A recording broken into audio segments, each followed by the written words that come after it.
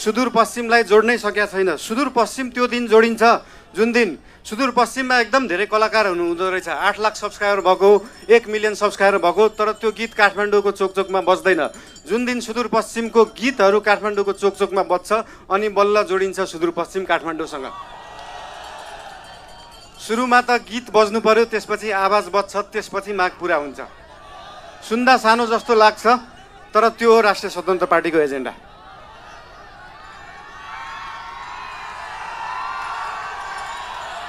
सुदूरपश्चिमलाई सुनजिक पश्चिम बनाउनु पर्यो, राष्ट्रिय स्वतन्त्र पार्टीको त्यो हो एजेन्डा।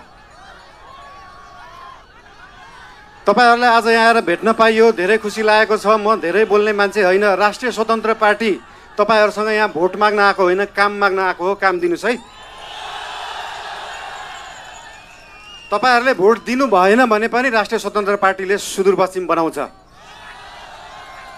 काम माग्न आएको हो। के छ तपाईहरुको काम? हाम्रो उम्मेदवारहरूलाई, हाम्रा पार्टीका मान्छेहरूलाई हाम्रो काम यो हो भनेर लिस्ट दिनु। भोट नदिए पनि हुन्छ, बरु कामको लिस्ट दिनु। काम गरेर देखाउँछ राष्ट्रिय स्वतन्त्र पार्टीले।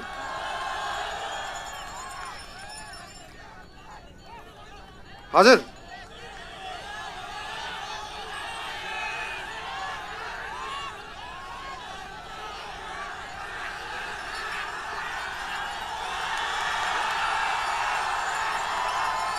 आँखा हेर्न पर्दैन, काम हेर्नु होला। म धेरै बोल्दिनँ। धेरै धेरै धन्यवाद। सुदूर अब दूर नाइ, झिक्कै झिक्कै माया तमलाई। I love you.